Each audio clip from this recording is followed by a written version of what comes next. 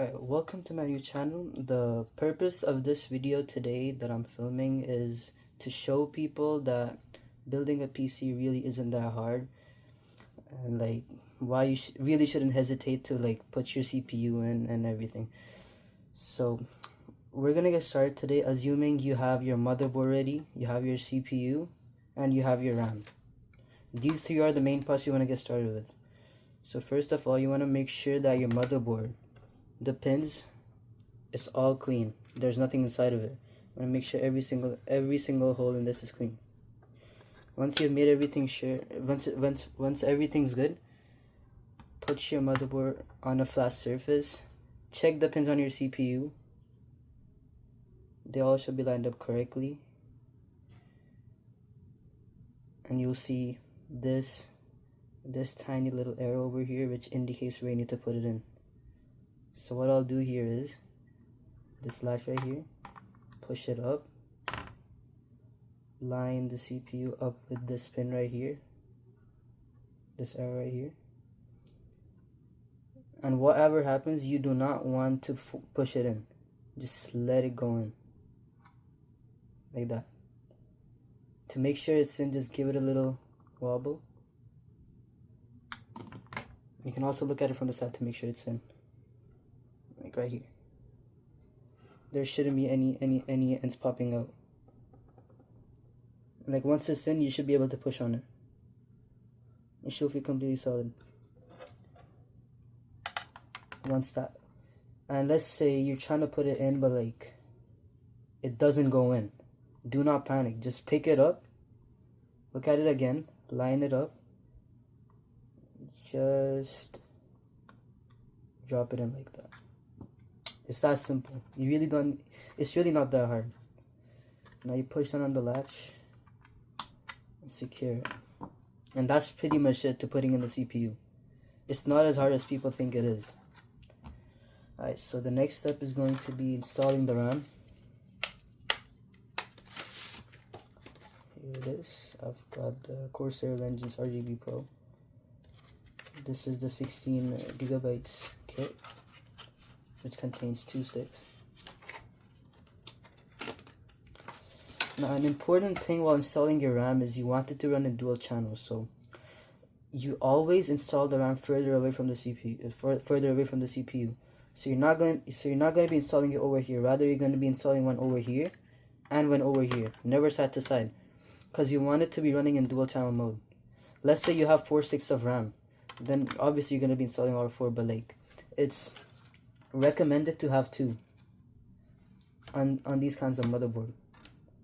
On a more high-end motherboard, it might have 4. It might have better memory control, but usually 2 sticks are better over 4, because they don't stress the CPU's memory controller too much.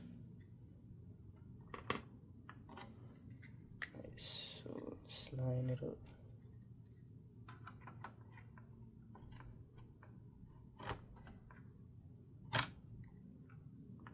Just click it in like that.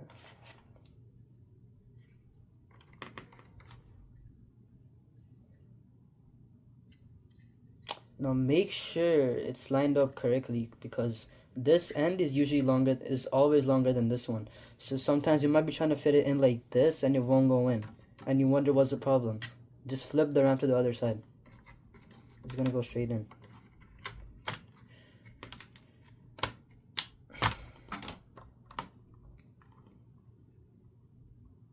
Right, that's pretty much it for now.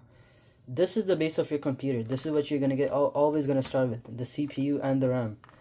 After this, it really depends if you have an air cooler or an AIO cooler. Usually, if you have an air cooler, you would put the thermal paste on right now and then just install the cooler, because you don't have no radiator in it. But since I have an AIO cooler, I'll be going over that later with my case. Alright, so now we can begin with putting the motherboard in the case, now that you have it all ready. Line it up with all the standoffs and make sure it's in place before putting the screws in. And you notice how I don't have an IO seal is because I've lost it from my motherboard, but if you do have one, you're supposed to put that in the slot first, then you put the motherboard in. So yeah, I'll just line it all up here. And grab your screws, which will probably come with the case. They look like this. And find all your screws, get them in one place, and start screwing it in.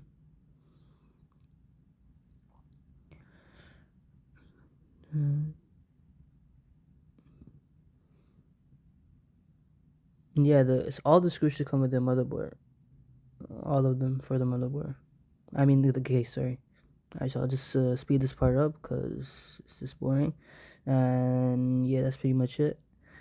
The motherboard's done installing, and at this point, if you have an SSD, would install that, but like I don't have one, so I'll skip that part. So yeah, now we're gonna move on to the PSU like I just showed.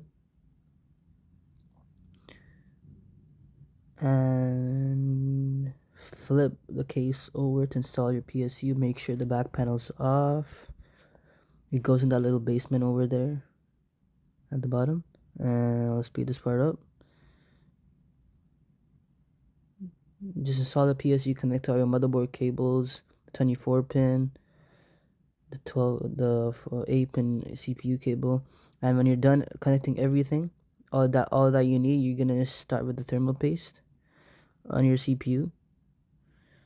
Now I usually like to do the X method, so I'm just gonna do this right here, but there's a lot of other methods. It just personally depends on your preference. I find this the easiest, so I just do this method.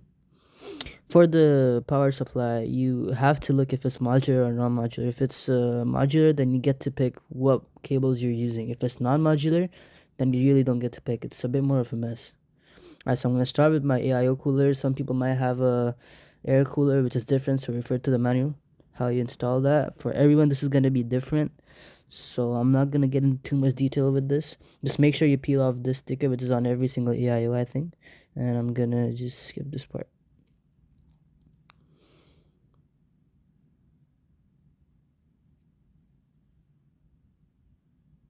This is a 240mm radiator, by the way, as you can see. Alright, so that's all done installing. I've cable managed it. Everything's done. And here's the fan cable for the back fan. This is going to be different for everyone. For example, you might have a RGB hub or a fan hub that connects both of them, but like I don't right now, so I'm going to install this in the motherboard header. So yeah, this is also different for almost everyone. Most cases come with the fan hub, I think, but this one does, but I don't have the power cable for it, so I'm just going to be using the motherboard as fan control. Alright, so that's done. Flip it over. And we're gonna look at the RGB connections over here. Now, this will be different for everyone. So, yeah, look into your motherboard, see if it has an ARGB header. If it does not, you have to buy an RGB hub. Now, as you can see here, my motherboard does have one, so I'm gonna connect all the extension cables into one single ARGB header and plug it onto my motherboard, which is gonna be controlling all the RGB fans. Alright, so I'm gonna just do this.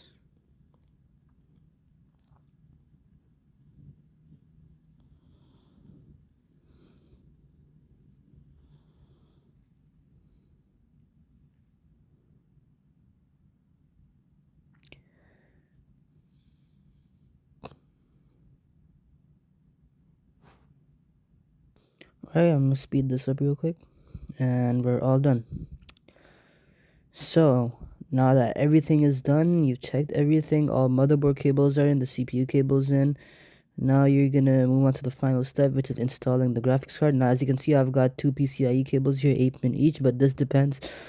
But this can vary from each PSU and motherboard, so each PSU and graphics card, so you gotta look how many your graphic card needs and plug in the amount of PCIe cables if it's a modular power supply. If it's non-modular, then you just have to use what is there.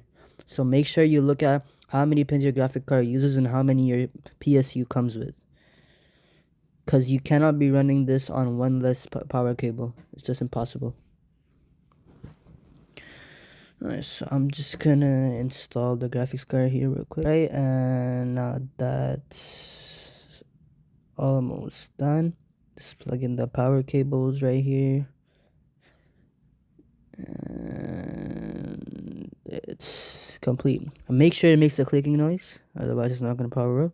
And there you have it. That's pretty much it. Just at this point, you just gotta cable manage, make everything neat, and this is pretty much a full PC right here. Really not that complicated. Alright guys, so thanks for watching. I'll be making more videos, so stay tuned.